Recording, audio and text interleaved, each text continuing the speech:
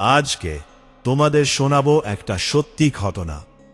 ঘটনাটা পশ্চিমবঙ্গের সিঙ্গুরের, যে সিঙ্গুর একসময় টাটা কারখানার জন্য খবরের শিরোনামে ছিল।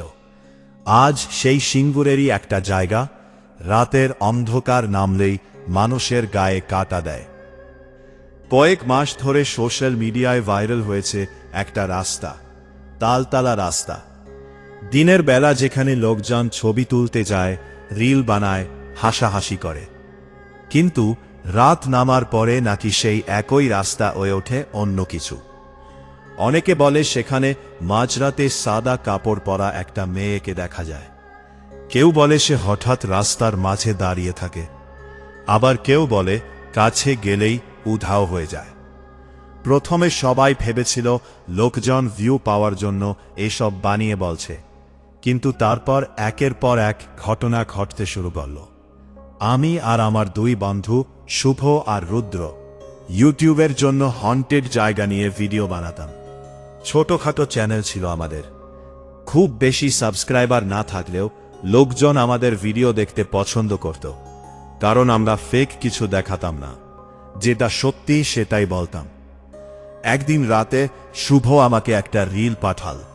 রিলটায় দেখা যাচ্ছিল সিঙ্গুরের সেই তালতলা রাস্তা, চারপাশে লম্বা তাল গাছ, মাঝরাতে একজন ভিডিও করছে, আর অনেক দূরে সাদা কাপড় পরা একটা কিছু দাঁড়িয়ে আছে।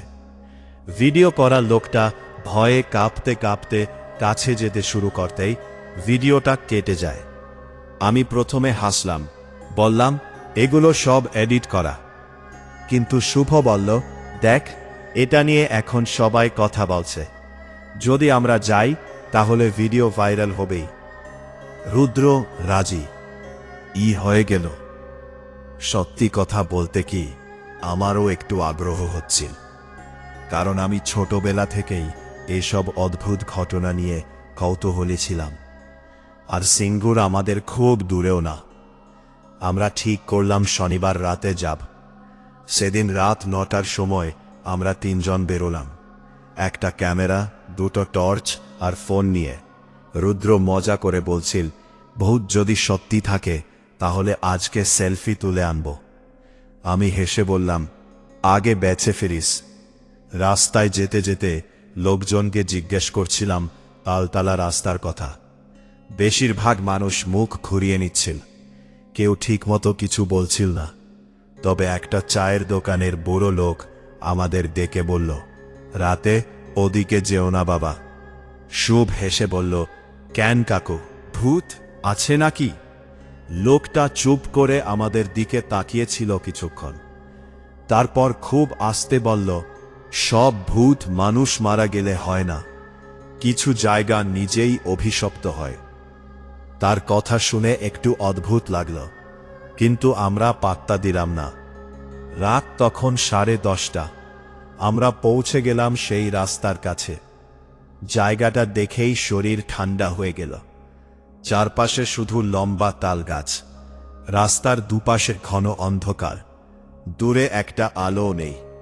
বাতাস পর্যন্ত যেন থেমে আছে, শুধু মাঝে মাঝে গাছের মাথায় কেমন খসখস শব্দ হচ্ছিল। রুদ্র ক্যামেরা অন করল। তো বন্ধুরা, আজকে আমরা এসে গেছি সিঙ্গুরের ভাইরাল তালতলা রাস্তায়।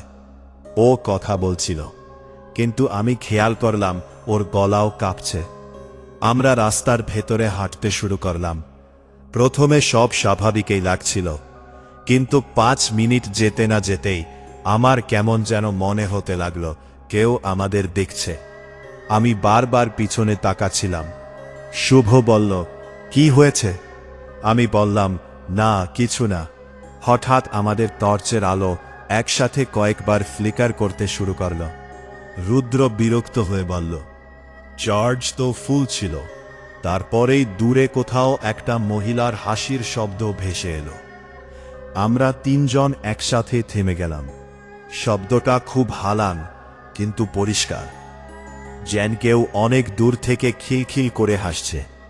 শুভ বলল, শুনলি? আমি মাথা নাড়লাম। রুদ্র বলল, কেউ প্র্যাঙ্ক করছে মনে হয়। আমরা সামনে এগোলাম।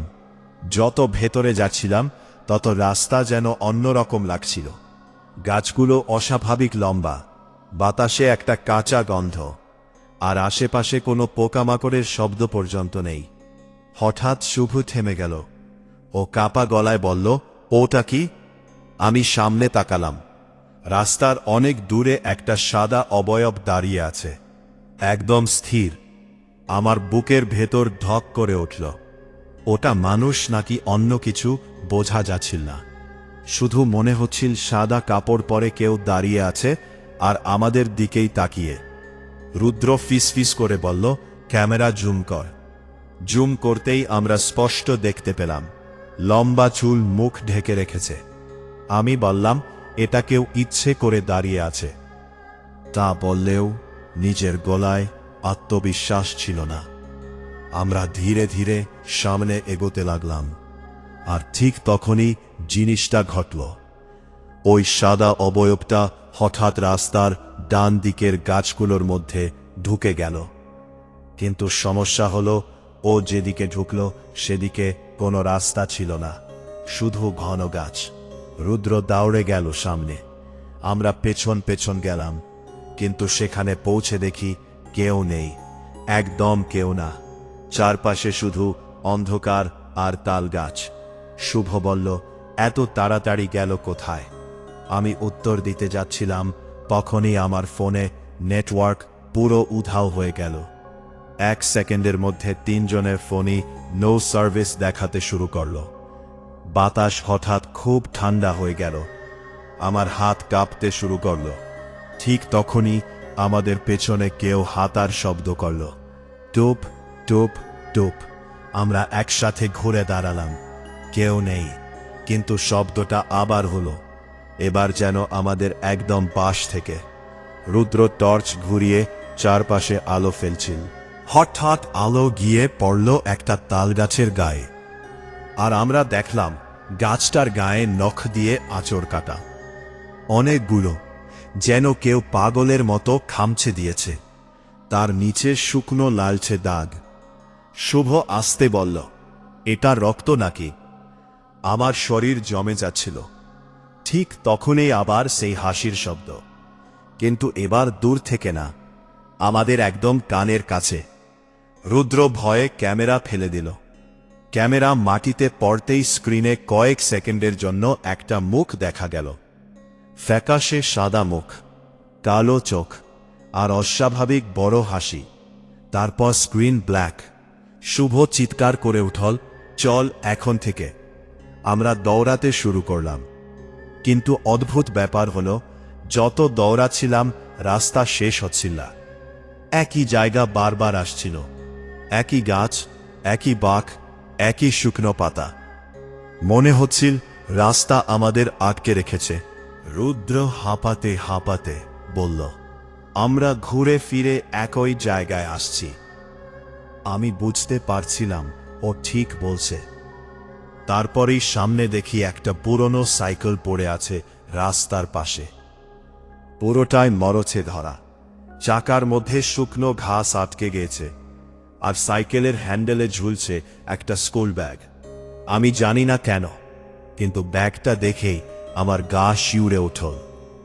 শুভ বলল, এটা আগে ছিল? আমরা কেউ উত্তর দিতে পারলাম না। হঠাৎ ব্যাগটার ভেতর থেকে টুং করে একটা শব্দ হলো, যেন ফোনে মেসেজ এসেছে। রুদ্র বলল, ধর, কেউ মজা করছে। ও এগিয়ে গিয়ে ব্যাগটা খুলল, আর তারপরেই ওর মুখের রং বদলে গেল। আমি জিজ্ঞেস করলাম, কি হয়েছে?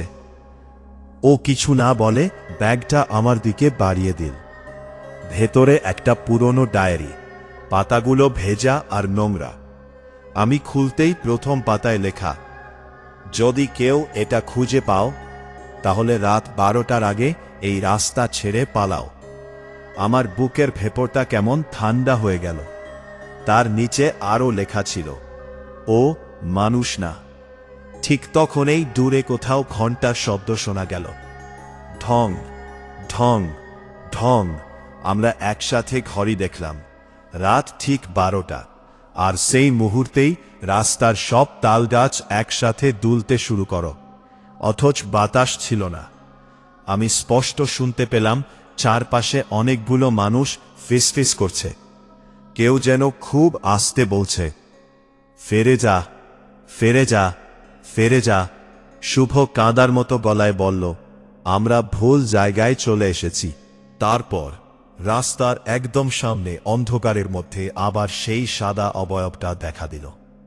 কিন্তু এবার সে একা ছিল না, তার পেছনে আরো কয়েকটা ছায়া দাঁড়িয়েছিল। সবাই স্থির, সবাই আমাদের দিকে তাকিয়ে, আর ধীরে ধীরে তারা এগিয়ে আসতে শুরু করল।